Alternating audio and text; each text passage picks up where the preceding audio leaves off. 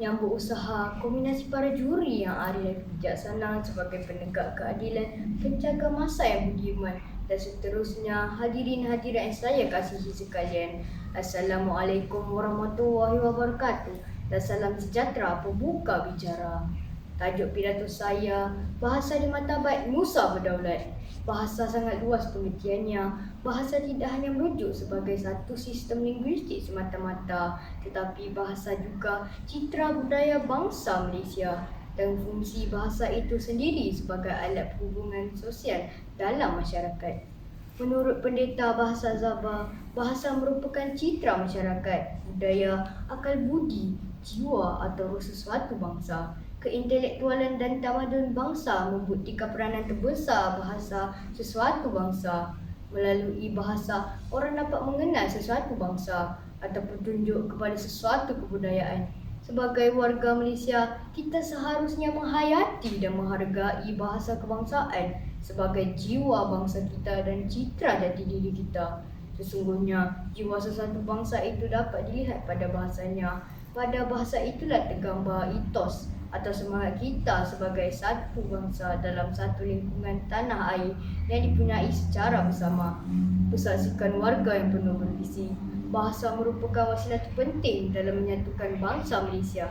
Sesungguhnya, apa yang termaktub dalam perkara 152 yang menyediakan peruntukan-peruntukan yang berkaitan dengan bahasa Melayu sebagai bahasa kebangsaan. Bahasa Melayu diangkat sebagai bahasa rasmi kebangsaan dalam Perlembagaan Persekutuan Tanah Melayu yang Merdeka. Bahasa Melayu bukan lagi menjadi milik tunggal pribumi Melayu, malah bahasa Melayu menjadi milik bersama seluruh warga negara Persekutuan Tanah Melayu. Justru, niat murni mendaulatkan bahasa dapat menyatupadukan kaum-kaum yang terdiri daripada kaum Melayu, Cina, India dan lain-lain di bawah satu bahasa.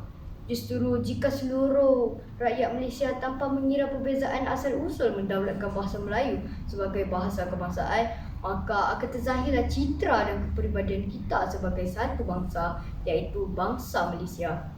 Sebaliknya, jika kita mendaulatkan bahasa-bahasa asing, akan terpancarlah jati diri asing. Lantas, akan terencatlah pembentukan jati diri kita sebagai bangsa Malaysia. Ayuh, marilah kita berbahasa Melayu sebagai bahasa kebangsaan. Satu bahasa, satu bangsa, satu nusa dalam merealisasikan wawasan negara. Sidang hadirin warga Dewan Budiman, bahasa haruslah dilindungi menjadi indikator saya yang kedua. Kekayaan bahasa harus dipelihara agar tidak hilang ditelan zaman kerana melambangkan identiti sesuatu bangsa. Program merakyatkan bahasa haruslah dilakukan sebagai satu usaha murni.